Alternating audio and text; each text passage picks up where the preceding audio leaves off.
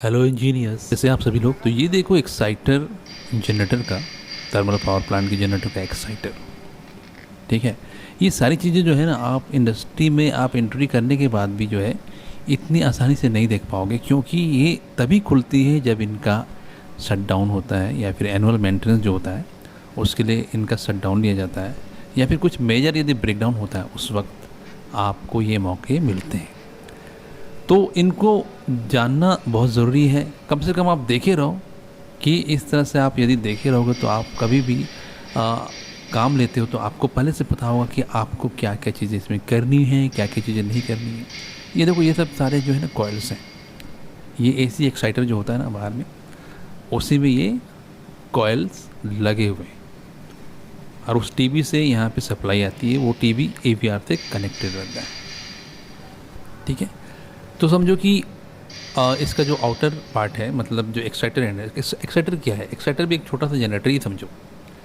तो वो 3 phase voltage बनाता है, उसकी रेटिंग थोड़ी कम होती है, और फिर इसमें जो है वो डायोड्स लगे होते हैं। डायोड्स रेक्टिफायर जो है वो फिर डीसी बनाते हैं, और वही डीसी जो है मेन रोटर को जाता है और उसे मैग्नेटाइज करता है, और उसके चारों ओर जो अपना जनरेटर का जो स्टेटर है वहाँ से फिर जो है इलेक्ट्रिसिटी प्रोड्यूस होती है 11,000 वोल्टेज। तो ये देखो, ये सारी चीज़ें खुली पड़ी हैं अभी, क्योंकि इनका मेंटेनेंस हो रहा है। और इन सब चीज़ों को देखना जो है ना कभी कभार नसीब होता है, और ख़ासकर जो फ्रेशर्स होते हैं उनके लिए तो बहुत इंपॉर्टेंट चीज़ें होती हैं, क्योंकि जब इन सब चीज़ों के बारे में आप इंटरव्यूअर्स को बताइएगा तो वो आपसे काफ़ी ज़्यादा इम्प्रेस होंगे कि कम से कम इसने प्लांट में काफ़ी सारी चीज़ें देखी हैं, जब वो कभी इन प्लांट आपने किया होगा इस टाइप से। देखो, यही जो है ना वो केबल, यही केबल जो है हर एक में जा रही है। एक में क्लॉकवाइज डायरेक्शन में मूव कर रही है, एक में एंटी क्लॉकवाइज है ना। यहाँ पे देखो, इसका जो है डायरेक्शन अपोजिट है। ठीक है। क्योंकि इसमें भी तो पोल बनाने हैं ना, तो पोल जो एडजेसेंट साइड है, मतलब सामने सामने, वहाँ पे डिफरेंट पोल्स होने चाहिए। अब यहाँ पर देखो स्ट्रेट जा रहा है, ये जा रहा है ना, उसके बाद वाले में फिर थोड़ा सा आपको अपोजिट दिखेगा। इस तरह से इसको मैग्नेट बनाया जाता है।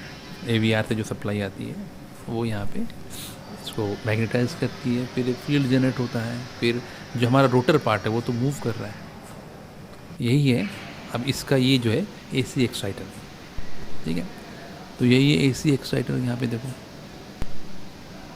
ये ऊपर वाइंडिंग आपको नज़र आ रही है, जो ब्राउन कलर से भी कोटिंग की हुई है, वार्निश जो लगी हुई है। ठीक है। और यहाँ पे आपको ये डायोड्स दिख रहे होंगे, देखो अंदर में है ना, ये सारे डायोड्स दिख रहे हैं। तो उन डायोड्स के थ्रू इस एसी को फिर डीसी में बदला जाता है। फिर ये जो डीसी है वो जाती है अंदर मेन रोटर में, है ना। वो भी दिखाऊंगा मैं आपको। तो ये इतनी सारी चीज़ें आपको इंडस्ट्री में जब भी आप काम लोगे तो याद रखना कि इसमें बहुत सारे प्रिकॉशंस भी लेने होते हैं। जब भी शट डाउन होता है तो आप एनालिटिकल इंजीनियर की जो रिस्पॉन्सिबिलिटी होती है कि वो कोई भी शट डाउन से पहले उसकी प्लानिंग करे, है ना। क्योंकि सारी चीज़ें खुलती हैं, काफ़ी सारे आपके इंस्ट्रूमेंटेशन के गेजेस होते हैं, देन आरटीडीज होते हैं, प्रेशर स्विचेस होते हैं, बहुत सारी चीज़ें। तो आपको वो पूरा नोट डाउन करके रखना चाहिए। आरटीडीज होते हैं टेम्परेचर वाले, अर्थ फॉल्ट के होते हैं, सेंसर्स होते हैं, ये सारी चीज़ें, राइट। तो इनके बारे में आपको अब पता होना चाहिए। आपको मैं अभी से गाइड कर दे रहा हूँ कि जब भी आप काम लोगे इन सब चीज़ों में तो आप विशेष तरह से अलर्ट हों। ठीक है। तो ये हमारा एसी एक्साइटर है। इसी से फिर 3 फेज सिस्टम जो है, 3 फेज वोल्टेज जो है वो डायोड से होते हुए फिर डीसी बनता है, और डीसी जो जाता है वो अंदर की ओर। अभी वो तारपोलिन से ढका हुआ है तो मैं आपको दिखा नहीं सकता। जब खुलेगा तो मैं उस वीडियो को आगे कंटिन्यू करके आपको दिखाऊंगा ज़रूर। ठीक है। और भी इसमें बहुत सारी चीज़ें हैं। फ़िलहाल तो आप ये देख लो, क्योंकि इतनी सारी चीज़ें हम लोग धीरे धीरे लाते जाएंगे ताकि आप धीरे धीरे डीप स्टडी में जाओ। इतना भी जानना बहुत है। इसमें क्या होता है, जब भी हम एनुअल शटडाउन मेंटेनेंस वगैरह लेते हैं उस समय आपको ये जो ओपनिंग होती है ना, इसकी केसिंग वगैरह उठते हैं, खुलते हैं, तो उस समय आपको ख़ास ध्यान देना पड़ता है कि जैसे खोला था वैसे ही आपको लगाना भी है। ठीक है। जैसे खोला है वैसे ही लगाना भी है। इन सब चीज़ों का खास ध्यान रखिएगा। और ख़ासकर जितने भी आरटीडीज लगे होते हैं उनके टूटने के चांसेस होते हैं। उनकी वायरिंग जो है अंदर से होकर फिर टीवीज़ में आती है, ठीक है। उन टीवी में जब आती है तो जब वो केसिंग जब खुलता है, जब क्रेन से लिफ्ट किया जाता है, उसमें सारी की सारी डैमेज हो जाएंगी। तो आपको उनको नोट डाउन कर लेना है पहले से, पेपर में नोट डाउन कर लो, 1-2 कॉपी भी रख लो उसके, और डिपार्टमेंट में एक दूसरे को दे दो, ताकि अगर कहीं आपसे मिस हो जाए भी तो वो कहीं दूसरी जगह मिल जाए, या फिर शिफ्ट लॉग बुक में कम से कम मेंशन कर दो, सबसे बेस्ट है। क्योंकि शिफ्ट लॉग बुक तो इधर उधर होगी नहीं, उसमें आप मेंशन कर दो, ठीक है, ताकि जब भी वापस जब लगाना हो तो फिर आराम से लग जाए। ये देखो स्टेटर पार्ट जनरेटर का वार्निश हुआ है, ये थोड़ा सा इसमें मेंटेनेंस लिया गया, एनुअल मेंटेनेंस।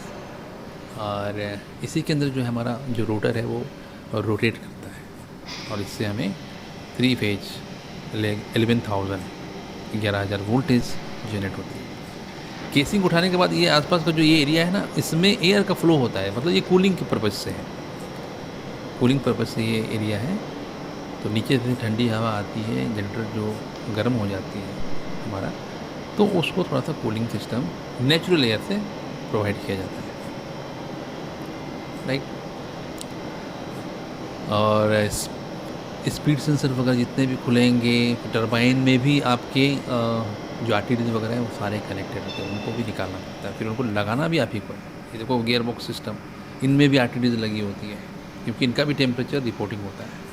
तो इनको बिल्कुल हिफाजत से अच्छे से, और ख़ास ध्यान रखना है कि क्रेन जो है, क्रेन के बारे में आपको अच्छे से नॉलेज होना चाहिए, क्योंकि इन मौक़ों पे क्रेन में ज़रा भी दिक्कत हुई, क्योंकि काफ़ी समय बंद रहता है ना, तो काफ़ी समय बंद रहेगा, तो उस समय अचानक से जब आप इसको स्टार्ट करोगे क्रेन वगैरह में, तो प्रॉब्लम आ सकती है।